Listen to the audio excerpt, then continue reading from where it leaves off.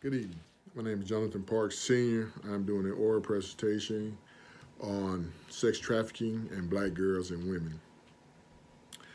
There was a study done in Georgetown, a law center of poverty, and it provides for the first time data showing that adults view black girls as less innocent and more adult-like than their peers, especially in the ages between 5 and 14. The survey says this, that black girls needed less nurturing, they needed less protection. Black girls needed to be supported less. They needed to be comforted less. They were more independent.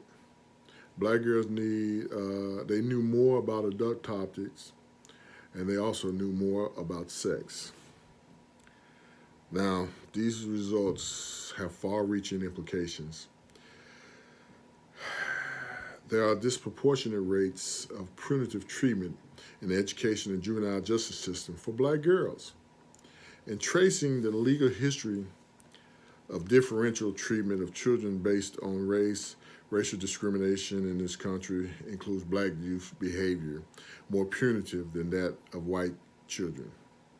It goes back to the beginning of slavery where black boys and black girls were put to work at a young age as early as 2 to 3 years of age, and they were subject to the same dehumanization as the adults were then. They were often punished severely for exhibiting childlike behavior. The perceptions are consistent with viewing black girls as older than their actual age. It's also associated these perceptions as black girls being more mature physically and faster than white girls were. Black girls were often labeled as being as a Jezebel, one who seduces men and exploits their weaknesses. There was a study by Polaris Project. They found that many victims turned to traffickers because of sustained unemployment, unpaid debts, desperation to provide for themselves and their families. Minorities make up a large portion of this impoverished population. One way to bring attention to the underlying issue is by resourcing solutions. One being to educate African Americans, youth, and adults through influential resources such as the churches, the schools, and social media. The National Human Trafficking provides hotline. They provide resources and crisis intervention for victims as well. They have trained professionals around the clock that's ready to answer and to assist any callers. And that number is 1-888-373-7888. 1-888-373-7888. You can call that number 24 hours a day. The typical face of sexual trafficking today matches the faces of the 501 juveniles that have gone missing in the D.C. area. According to FBI, 40% of victims of sex trafficking are African Americans, with that number being significantly larger in the major metropolitan areas. In Los Angeles County, African American victims rate reached 92%. Now, in overwhelming numbers, the persons most likely to be victimized are vulnerable black girls and women.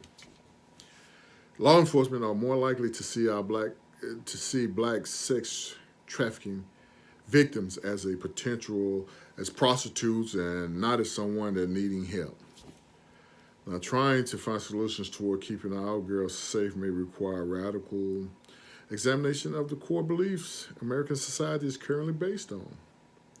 Statistics shows that African American men are overwhelmingly the individuals that kidnap black girls and traffic the majority of America's sex trafficking.